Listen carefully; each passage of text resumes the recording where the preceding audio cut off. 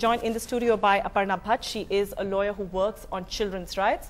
We're also joined in the capital by Chinmay Arun, who is an associate professor at the National Law University.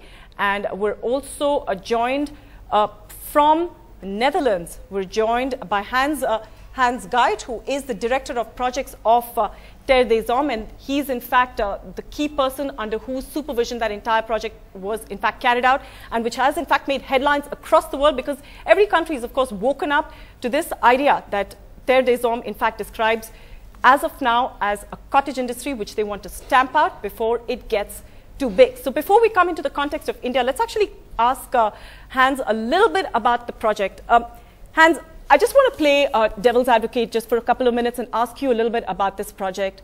You know, a lot of people are asking whether, questioning the methodology of this entire project, whether it in fact makes sense, to pose a 10-year-old girl as a real girl and actually engage her with people who may be out soliciting, engagements with other people. Well, I'm not sure whether I understand the question, but the fact is that we've been working in the Philippines for well over a decade on issues such as child prostitution and child trafficking. And about a year and a half ago, we noticed a big difference, a shift. The girls and the prostitutes were not longer working in the streets, in the bars, and the cafes, but had disappeared.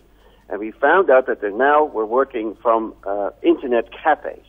We also discovered that there's a whole new group of children in the Philippines who are now forced by their parents sit in front of a webcam to perform sexual acts directed and paid for by a rich man from rich countries. So that's why we got interested to find out more about who is on the other side of the webcam. Who are these men? How do they establish communication with these Filipino children? What kind of questions do they ask them? What kind of things do they want them to do? And that's the reason why we started up this project. That was the reason why we had to find out more about the so-called demand side of this problem. At every single moment of the day, there are 750,000 men worldwide looking for sexual activities with children at any given moment of the time. We wanted to know more about this phenomenon before it gets totally out of control. All right, Hans, if I could just ask you, a Europol spokesperson in fact said that we believe that criminal investigations using intrusive surveillance measures should be the exclusive responsibility of law enforcement agencies. How do you respond to that? I totally agree. I full-heartedly agree. Be my guest. I wish they would. But the fact is that they don't. The fact is that people on the internet think they can get away with it, that they can go on unpunished. And that is the sad truth.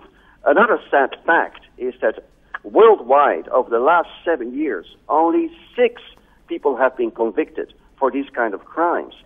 So yes, I wish so much that they would become more active than they have been over the years. All right, Hans, another criticism, another counter-argument in a sense that's come up is that many are asking that by creating the profile and thereby stoking a fantasy, has your NGO maybe done more harm than good? Well, I totally disagree.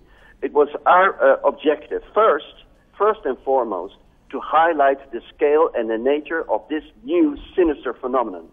And the reason why we want to highlight now is because it should be treated as a priority. If we don't act now, this phenomenon, webcam sex, will take on the same proportion as child pornography, which is now a multi-billion industry in the hands of criminal gangs. We want to make sure that this will not happen with this phenomenon. Secondly, we wanted to find out, are the laws sufficient? Is legislation sufficient to tackle this problem? The answer is yes. We don't need new laws. We don't need new legislation. We don't need new treaties. So what is the problem? Because thirdly, we figured out that only 6 people have been convicted worldwide over the last 7 years.